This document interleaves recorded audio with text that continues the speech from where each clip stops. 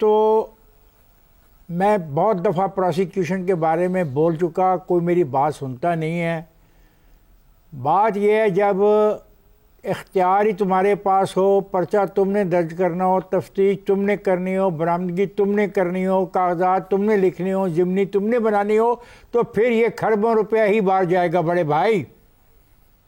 اور جب کوئی پوچھنے والا ادارہ نہ ہو کہ میاں یہ گاڑی تمہارے پاس کہاں سے آئی، یہ بلڈنگ کہاں سے آئی، یہ بنگلہ کہاں سے آیا، تمہاری بیوی یہ جو شاپنگ کرتی پھرتی ہے صبح سے شام تک یہ کہاں سے آئی، جب یہ ایسے ادارے ہی نہیں ہیں، کیونکہ وہ ادارے خود اس میں ملوث ہیں، وہ ادارے خود اس میں ملوث ہیں۔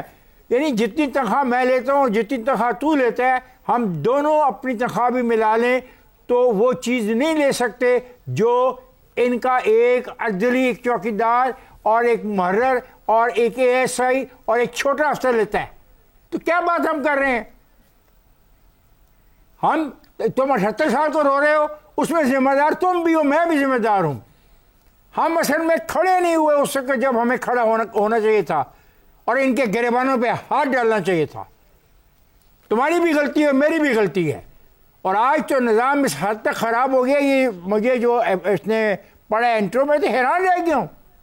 ایک کیس ہے، پھر ایک کیس، یہ بار بار ڈرا رہی ہے، یہ ایک کیس ہے، اور کہتی ہے پیسے نکالے بھی گئے، والیٹ میں چلے بھی گئے، باہر ہو بھی گئے، پراپرٹیاں خرید بھی نہیں گئیں، انویسٹمنٹ اور ڈیجیٹل انویسٹمنٹ اور سب کچھ ہم جانتے ہوئے کیا کر رہے ہیں، ڈی جی کو ایک نوٹیفیکیشن کے ذریعے کہہ رہے ہیں کہ تمہیں وقتی طور پہ سسپینڈ کیا جاتا ہے یا تم جاؤ گھر میں بیٹھو آرام سے۔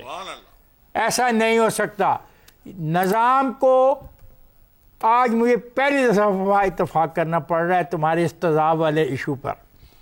اس نظام کو تیزاب کے ایک ڈرم میں ڈال دینا چاہیے۔